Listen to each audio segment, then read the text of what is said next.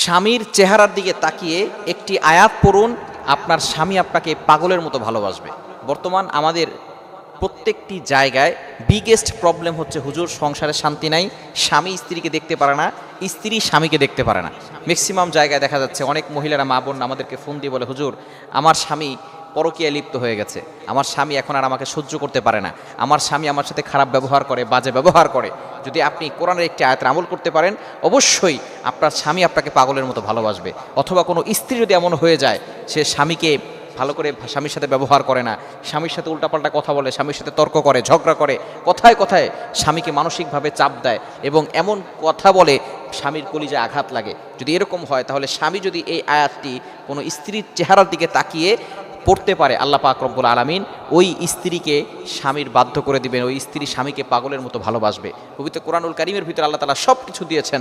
আল্লাহ পাক রব্বুল আলামিন নিজে বলে দিয়েছেন, 7 নম্বর পারার 11 নম্বর পৃষ্ঠার 7 নম্বর লাইন, সূরাতুল আনআমের 38 38 নম্বর আয়াতে আল্লাহ বলছেন, মা ফররাতনা ফিল কিতাবি মিন শাই, I have not left anything in the কোরআন।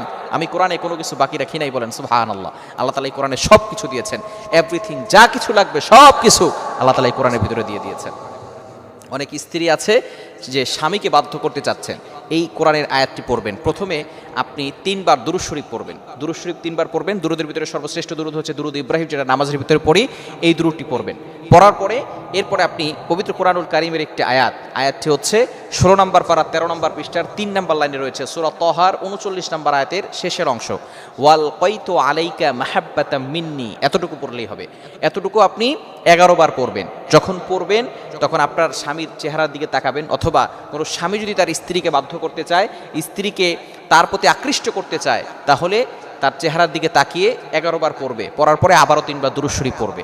পড়ার পরে এই যে 11 বার যে পড়বে, এই পড়ার সময় তার স্বামীর কথা স্মরণ করবে এবং স্বামীর চেহারার দিকে তাকিয়ে পড়বে এবং দূর থেকে হলেও একটু ফু দিবে, ইনশাআল্লাহ যাকে বাধ্য করতে চাচ্ছে, আকৃষ্ট করতে চাচ্ছে, সে তার প্রতি আকৃষ্ট হবে এবং তাকে পাগলের মতো ভালোবাসা শুরু করবে। মনে রাখবেন, স্বামী স্ত্রীর মধ্যে যে সম্পর্ক, নবীজি সাল্লাল্লাহু আলাইহি ওয়াসাল্লাম জানিয়ে দিয়েছেন, লাম তারালিল মুতাহাব্বিনা মিসলা নিকাহ, এরকম মধুর সম্পর্ক আমি অন্য কোথাও দেখি নাই, এই মধুর ভালোবাসা আমি অন্য কোথাও দেখি নাই।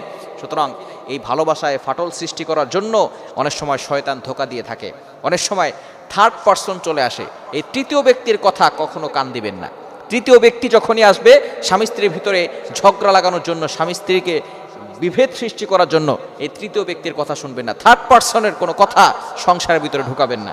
এবং সংসারের ভিতরে সুখ শান্তির জন্য আরও একটি দোয়ার আমল করবেন, সেটা হচ্ছে সূরা ফুরকানের 74 নম্বর আয়াত, 19 নম্বর পারার 5 নম্বর পৃষ্ঠার 5-6 নম্বর লাইনে রয়েছে, সূরা ফুরকানের 74 নম্বর আয়াতটা বেশি বেশি পড়বেন। রব্বানা হাবলানা মিন আজওয়াজিনা ওয়া যুররিয়াতিনা কুররাতা আয়ুন ওয়াজআলনা লিল মুত্তাকিনা ইমামা। হে আমার রব, আমাকে এমন স্ত্রী দান করো, চক্ষু শীতলকারী স্ত্রী, চক্ষু শীতলকারী সন্তান আমাকে দান করো। এভাবে আপনি আল্লাহর কাছে দোয়া করবেন। এবং স্বামীকে বাধ্য করার জন্য, অথবা স্ত্রী যদি স্বামীকে বাধ্য করতে চায় এবং কোনো স্বামী যদি স্ত্রীকে বাধ্য করতে চায়, তার প্রতি আকৃষ্ট করতে চায়, চেহারার দিকে তাকিয়ে সূরা তাহার 39 নম্বর আয়াতের শেষের অংশ, ওয়াল কাইতু আলাইকা মাহাব্বাতাম মিন্নি, এতটুকু পড়বে।